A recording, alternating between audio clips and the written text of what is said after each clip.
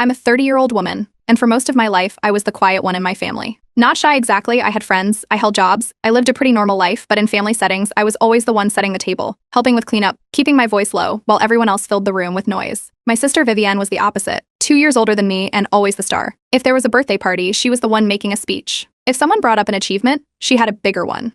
If there was attention to be had, Vivienne would find a way to soak in all of it. Growing up, the gap between us was subtle but constant. She'd take my clothes without asking and return them stained or stretched. She'd present my school projects as group work if she thought the teacher would be impressed. I was the one who made detailed lists and helped decorate for our cousin's baby shower.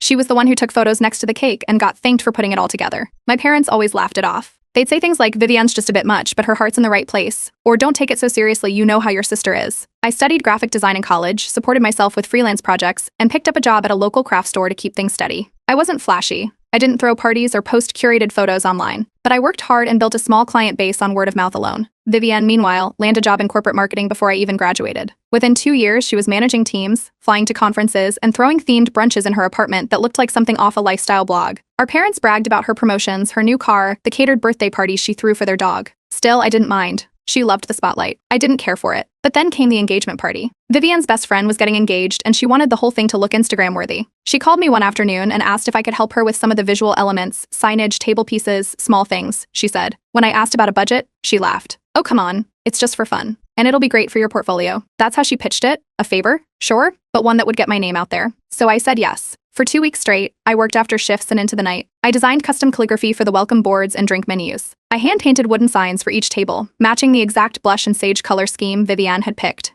I made centerpiece jars wrapped in lace and ribbon. I even helped set up the event space the night before the party, staying until almost midnight to make sure everything was placed perfectly. When the party started, I stood in the background while guests complimented everything from the floral arrangements to the little favor tags. Vivienne smiled graciously at every compliment. She even gave a toast at the end, thanking her friend, the caterers, and the florist. My name didn't come up once, not even a quiet nod in my direction. Afterwards, she posted dozens of photos on social media, every corner I had touched, every detail I had crafted. The captions were full of emojis and so grateful messages, but nowhere was my work credited, not even a tag. Later, I brought it up, gently. I told her I felt overlooked. She laughed and said, "You know how this works. People don't care about the helpers, they just notice the person who pulls it all together." I didn't respond. I didn't fight. I just let the silence sit between us. When I told our parents about it, they barely reacted. My mother said, "You've never liked attention anyway. Don't let it bother you." My father didn't even look up from his paper. That's when I made a quiet decision. I wasn't going to offer help anymore. Not for free. Not when it meant spending weeks of effort just to be ignored again. I didn't say it out loud. I didn't make a scene. I just stopped volunteering. 2 months passed without much contact. I stayed busy with client work and started applying for a few local design grants. Then, out of nowhere, Vivienne reached out again. This time she needed help with a small project at her office, something for a quarterly presentation. She framed